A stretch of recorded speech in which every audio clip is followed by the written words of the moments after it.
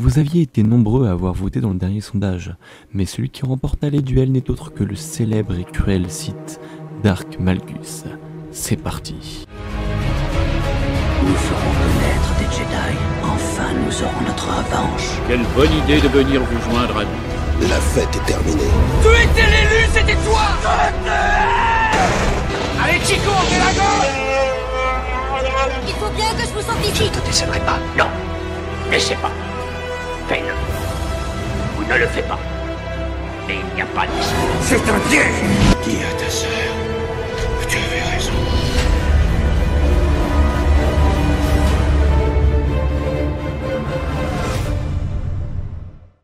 Malgus, de son vrai nom Veradon, est originaire de la planète forestière Sith Dromund Kaas.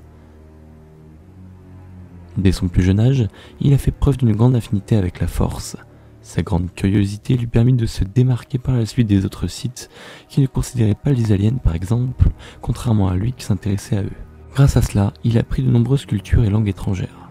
C'est alors le seigneur Sith Vindican qui se chargea de sa formation, mais par la suite, après la bataille pour récupérer Korriban, Veradon et son maître affrontèrent deux Jedi, Kaosen Darak et son apprenti Satele Shan. Le combat se conclut par une victoire pour les Sith en éliminant le maître Darak qui se sacrifia pour sauver son apprenti. Mais suite au combat, Vindican était devenu faible et Veradon décida de l'éliminer. Un beau jour, Veradon rencontra une Twi'lek nommée Elena Daru, qui devint par la suite son épouse puisque tous deux éprouvaient beaucoup de sentiments l'un l'autre. Et je rappelle aussi que pour les Sith, avoir une épouse n'est pas interdit, contrairement aux Jedi. En 3681, avant la bataille de Yavin, l'Empire Sith, après avoir fait mine pendant de nombreuses années d'avoir disparu, ressurgit d'outre-tombe et attaquèrent les planètes les plus démunies comme celle de la bordure extérieure. Veradon multiplia les victoires et devint un seigneur Sith hors pair, désormais connu sous le nom de Dark Malgus. C'est alors en cette année que Malgus lança l'assaut sur Alderaan. Sur place, une escouade de renom de la République, nommée l'escouade Havok, fit face à Malgus et ses hommes. Malgus dut affronter le capitaine, et bien que ce dernier se bâtit avec bravoure, il n'était pas de taille au Seigneur Noir. Au moment où le capitaine de l'escouade Havok allait se faire assassiner, une Jedi arriva sur le champ de bataille. Cette Jedi n'est autre que Satele Shan, qui vient prendre sa revanche sur ce dernier. Un duel épique éclata entre le Jedi et le Sith. Malgus, qui prit le dessus sur le duel, devint tout de même défaitiste, suite au détonateur qu'utilisa le capitaine sur lui et qui le blessa fortement. Cette bataille marqua Malgus pour toujours, puisqu'il reçut les dégâts à la mâchoire et au cou, ce qui lui coûta de porter désormais un respirateur artificiel.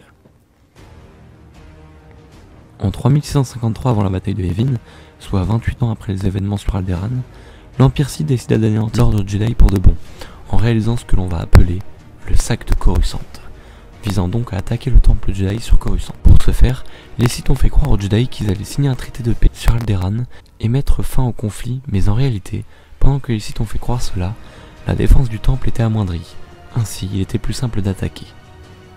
Un groupe de seigneurs et de Sith mené par Malgus en personne, ainsi que sa femme Elena et Mandalorienne nommée Shae Vizsla, se rendirent au temple Jedi de Coruscant. Tout d'abord, Malgus se rendit seul sur les lieux avec sa compagne et la Mandalorienne. Et c'est sans aucune difficulté qu'il se débarrassa des gardes, mais en entrant, des dizaines de Jedi l'attendaient, menés par le maître Venza. Avant même que les Jedi remarquent la présence sombre, une navette républicaine volée par les Sith s'écrasa à l'entrée du temple. À l'intérieur, un grand nombre de seigneurs Sith firent leur apparition, et une bataille opposant le côté lumineux et obscur éclata. Malgus en profita pour affronter le leader des Jedi, Venzalo, qui était un Jedi très expérimenté au duel.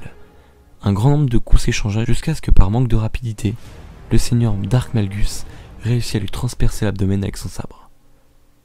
Les Sith finirent victorieux des combats et le temple fut pulvérisé par des bombardiers. Suite à cette réussite, ce n'était pas à Malgus mais à un autre seigneur Sith qui était à ses côtés, Dark Adras, qui s'est attribué tous les mérites de l'assaut. Ce dernier alla jusqu'à provoquer Malgus. Plus tard, une Jedi renégate nommée Arin Liner décida de s'en prendre à Malgus en personne. Pour ce faire, celle-ci captura la femme de Malgus, Elena, et l'utilisa comme otage. Fou de rage, le Sith alla à sa rencontre et la bat en combat singulier. Mais Malgus, se rendant compte que la Jedi avait laissé la vie sauve à sa partenaire, il la laissa donc partir. Suite à cet événement, il se rendit aussi compte de sa plus grande faiblesse, qui n'était autre que sa femme, celle-ci qui était d'ailleurs la seule à pouvoir l'appeler Veradon, son ancien nom. Ainsi, et à contre-cœur, il réalisa l'impensable et tua son épouse. Le sac de Coruscant marqua à la fois la suprématie des Sith, mais elle permit aussi de signer un traité de paix avec les Jedi, ce que Malgus refusait catégoriquement, mais son rang dans l'ordre l'empêcha d'avoir son mot à dire. La guerre étant finie, Malgus et ses hommes se rendent dans les régions inconnues pour étendre l'Empire Sith. Ainsi, il gagna en popularité aux confins de la galaxie en se faisant des amis de renom. Il réalisa aussi de grandes opérations telles que la capture de la fonderie de Revan ou encore la destruction de la station Martel. Mais plus le temps passait, moins Malgus se sentait à l'aise vis-à-vis de l'ordre. Pas de nouvelles de l'empereur, ni de grosses directives de la part de l'ordre noir. Par la suite, Malgus prit le devant et récupéra des cristaux Adegan sur Ilum afin de créer une armée furtive. Suite à ce grand nombre de cristaux en sa possession, il créa son propre empire. Son armée était faite de droïdes de la fonderie, son armée furtive et quelques-uns de ses proches alliés, et des aliens rejetés par l'Empire Sith. L'Ordre Noir entend vite parler de cela et lancèrent un assaut sur son armée sur Ilum. Une bataille d'envergure alors fut lancée, à l'aide du Moff Regus, pour mettre un terme au nouvel empire. Malgus fut défait, et son armée avec.